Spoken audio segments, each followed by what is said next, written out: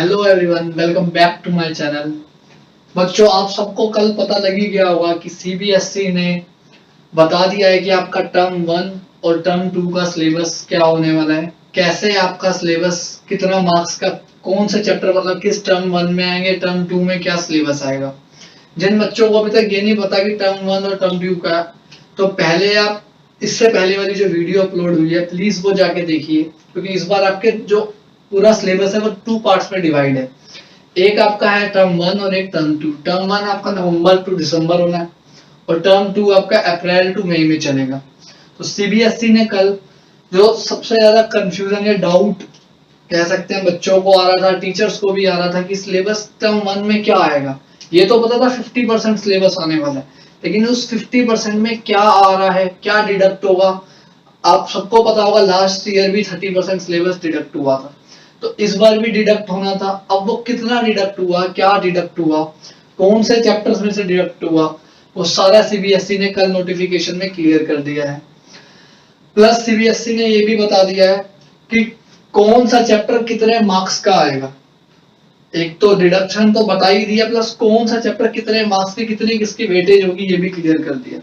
तो आज मैं आपके साथ क्लास 12th का अकाउंटेंसी का सिर्फ टर्म वन का, अभी टर्म टू का नहीं, सिर्फ टर्म वन का, क्योंकि टर्म टू अभी आपका बहुत दूर है, अप्रैल और मई में है। लेकिन टर्म वन के लिए आपके पास सिर्फ मैक्सिमम अभी 3 महीने ही बचे हैं। तो आपका जो टर्म वन का सिलेबस है अकाउंट्स का वो शेयर करने जा रहा हूँ, कितने मार्क्स का आएगा, किसमें क्या चेंज है, क्या डिडक्शन हुई है, कौन से चैप्टर में। तो आओ बच्चों स्टार्ट करते हैं। पहले सीबीएसई ने आपका सिलेबस पार्ट ए और पार्ट बी में दो में डिवाइड कर दिया है। तो पार्ट ए की अगर मैं बात करूं तो उसमें आपके 4 चैप्टर्स एक तरह से दे रखे हैं। पहला जो पार्टनरशिप की जो बुक थी उसमें जो फंडामेंटल वाला चैप्टर है, मतलब जो पार्टनरशिप का फर्स्ट चैप्टर है, जो बेसिक टर्म्स वाला चैप्टर है वो आएगा। सेकंड जो गुडविल वाला चैप्टर है वो नहीं आ रहा, बट आपको वो भी कर लेना चाहिए, बिकॉज इन दोनों में गुडविल की वैल्यूएशन आ जाती है कि गुडविल कैसे कैलकुलेट करनी है। तो वैसे भी वो बहुत छोटा सा चैप्टर है, 1 या 2 क्लास का मैक्सिमम वो चैप्टर है। तो आप वो अगर कर भी लोगे तो आपको इसमें जाके प्रॉब्लम नहीं आएगी। अगर एडमिशन में वो बोल देता है कि गुडविल वैल्यू करनी है तो आप कैसे करोगे अगर आपने वो चैप्टर किया ही नहीं है। तो आपको ये मान के चलना है कि वो चैप्टर भी आपका आ रहा है। Then change in profit sharing ratio, जो पार्टनरशिप का थर्ड चैप्टर है और बहुत इंपॉर्टेंट चैप्टर है, एक तरह से एडमिशन का कह सकते हैं वो बेस है। जो उसमें रिजर्व वगैरह का ट्रीटमेंट है, रिवैल्यूएशन अकाउंट है, वो सारा इस चैप्टर में। प्लस इसी चैप्टर में आपका कुछ डिडक्ट भी हुआ है, वो भी अभी आगे डिस्कस करेंगे। देन आपका पार्टनरशिप में से एडमिशन ऑफ पार्टनर, बस ये 3 चैप्टर ही बेसिकली सीबीएसई की तरफ से आ रखे हैं। प्लस एक गुडविल और आप इंक्लूड कर लो, क्योंकि गुडविल इनके अंदर इंक्लूडेड है, वो आपको करना ही पड़ेगा। अब ये तीनों की मैं वेटेज की बात करूं कितने मार्क्स का आएगा, तो ये तीनों चैप्टर 18 मार्क्स के आ रहे हैं आपके।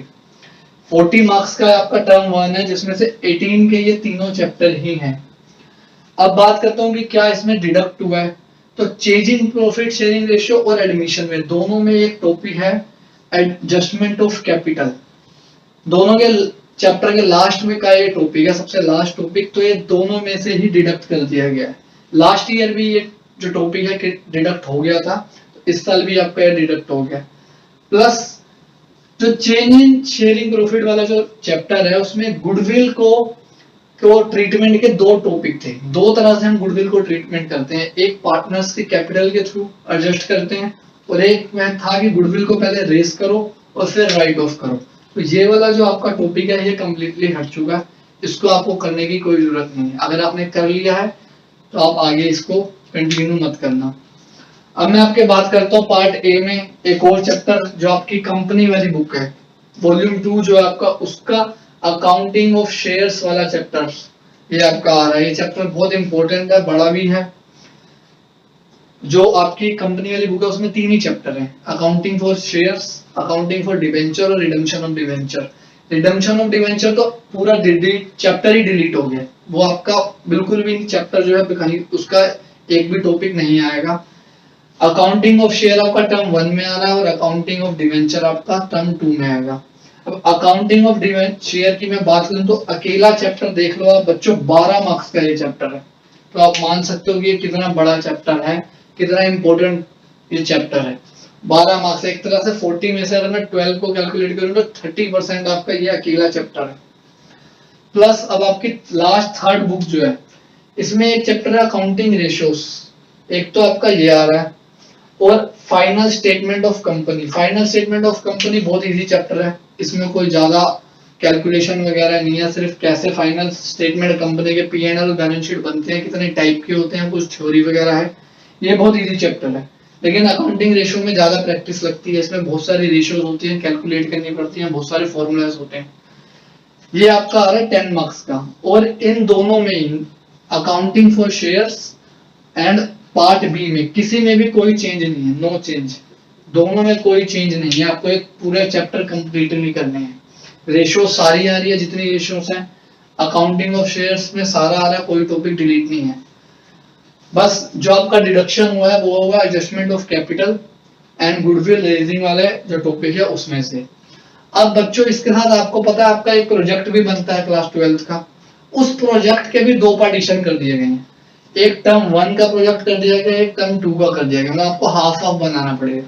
तो टर्म 1 में जो भी आपका टॉपिक है प्रोजेक्ट का उसके 10 मार्क्स हैं, और बाकी के 10 मार्क्स आपके टर्म 2 में आएंगे, मतलब 40 तो आपका सिलेबस हो गया और 10 मार्क्स हो गए आपके टर्म 1 के प्रोजेक्ट के, टोटल हो गए 50। ऐसे ही टर्म 2 में होगा। और आपको ये भी पता होगा कि जो टर्म 1 में सिलेबस आ गया और टर्म 2 में दोबारा रिपीट नहीं होगा, तो आपके पास बहुत अच्छा चांस है, क्योंकि बेटा फंडामेंटल वाला जो चैप्टर है वो बहुत इजी चैप्टर है, उसमें कोई ऐसे बहुत ज्यादा कैलकुलेशन या बहुत टफ टॉपिक नहीं है।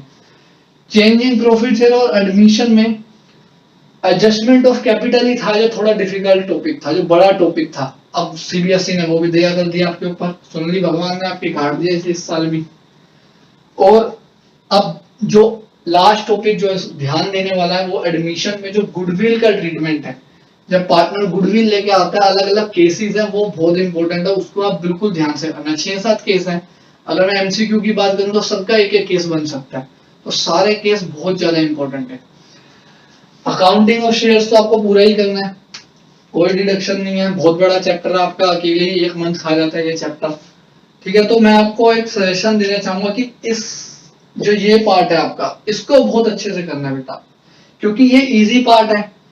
अगर इसमें रिटायरमेंट भी आ रहा होता, डेथ भी आ रहा होता, डिसोल्यूशन भी आ रहा होता, तो पार्टनरशिप बहुत बड़ी बन जाती है, फिर बच्चों वो एक तरह से कह सकते हैं बर्डन लगने लग जाती है, तो इतने सारे टॉपिक्स, सारे सिमिलर टॉपिक्स। अब यहाँ पे आधी हो गई आपकी पार्टनरशिप, तो ये बहुत इजी हो गया आपका पार्टनरशिप। और सबसे बड़ी गुड न्यूज जो बच्चों को लग रही है, बच्चे जिससे खुश है कि एनपीओ नहीं आ रहा टांगा में। एनपीओ से बच्चे पता नहीं क्यों परेशान रहते हैं इतना, लेकिन एनपीओ आपका यहाँ पे नहीं आ रहा, वो पार्ट 2 में आपका टर्म 2 में डाल दिया गया सीबीएसई की तरफ से। ठीक है बच्चों, ये तो था आपका अकाउंट्स का सिलेबस। जल्दी ही आपका इकोनॉमिक्स और बीएसटी के भी ऐसी ही वीडियो आ जाएगी, क्या सिलेबस कटा है, क्या उसमें डिडक्ट हुआ है, कितने मार्क्स की वेटेज है। ये अच्छी बात है, सीबीएसई ने वेटेज भी बता रखी है कि आपने किस चैप्टर को ज्यादा इंपॉर्टेंस ले करना है। वैसे तो सारे चैप्टर इंपॉर्टेंट है, क्योंकि एमसीक्यू में इस बार या तो 1 नंबर मिलेगा या बिल्कुल 0। ऐसा नहीं है कि सब्जेक्टिव की तरह की गलत भी हो गया तो कुछ मार्क्स मिल जाएंगे, कुछ नहीं जाएंगे।